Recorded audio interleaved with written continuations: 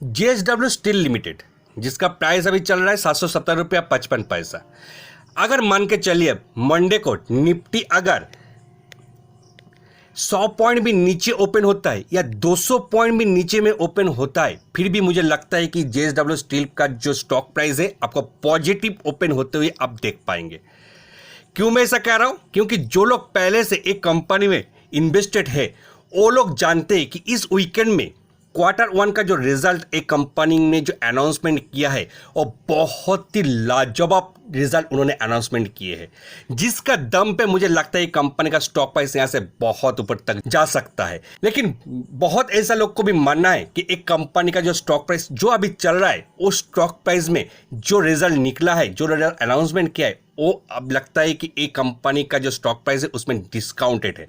मुझे नहीं लगता है कि एक कंपनी का स्टॉक प्राइस में ये रिजल्ट जो आया है वो डिस्काउंटेड है। इसका टारगेट क्या बन सकता है आपको मैं दिखाने वाले हैं। उससे पहले मैं आपको एक चीज कहना चाहता हूं, ये रिजल्ट को एक झलक देखने से पहले ये रिजल्ट में जो एक वर्ड आपको देखने को मिलेगा वो वर्ड का नाम है हाईएस्ट।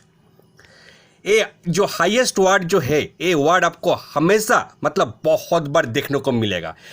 क्यों मैं ऐसा कह रहा हूं? एक नजर आप रिजल्ट में देखिए। आप मैं वो कॉपी आपको सामने दिखा रहा हूं जो कॉपी क्वार्टर रिजल्ट का है JSW स्टील का, और एक कॉपी में आप वो रिजल्ट देख पाएंगे। और वो रिजल्ट देखने के बाद जैसे मैं कॉपी देखने के बाद जो मेरा स्टडी से निकल के आया कि एक कंपनी का रिजल्ट का ऊपर मैं 5 स्टार देने के लिए मजबूर हो गया हूं।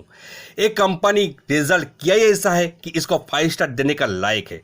जो मैं आपको कह रहा था कि इस रिजल्ट का अंदर में आपको एक शब्द हमेशा देखने को मिलेगा, वो शब्द है हाईएस्ट, जो आपका सामने अभी है। इसका की हाईलाइट को अगर नजर डालेंगे Q1 तो आपको हाईएस्ट एवर क्वार्टरली रेवेन्यू आपको देखने को मिलेगा, highest ever quarterly operating EBI TDA performance आपको देखने को मिलेगा, highest ever quarterly net profit जो आपको 5250 करोड़ का आसपास में आया है वो भी आपको हाईएस्ट देखने को मिलेगा।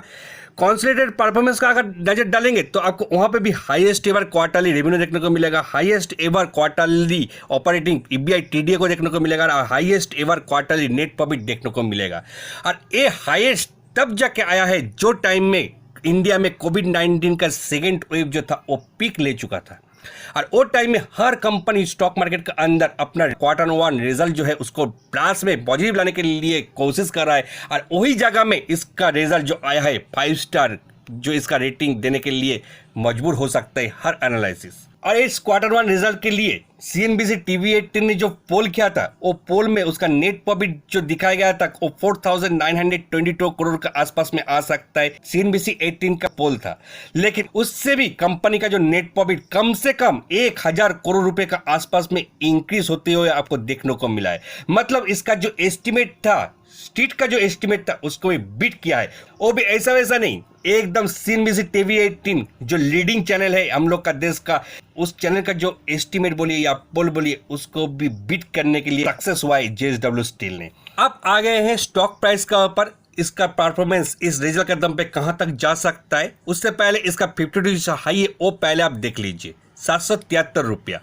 मतलब इसका जो 52 हाई है उससे स्टॉक प्राइस को अगर देखें तो बहुत नीचे में नहीं है। आपको ये लगता होगा कि कंपनी का जो रिजल्ट अभी आया है और इसका भी स्टॉक प्राइस जिस तरीके से ऊपर में है तो वो हिसाब से अगर देखे तो ये रिजल्ट जो है इसका जो प्राइस आप देख पाए 717 रुपया 55 पैसा, वो क्या इस प्राइस का अंदर फैक्टर इन है, इस प्राइस का अंदर डिस्काउंटेड है?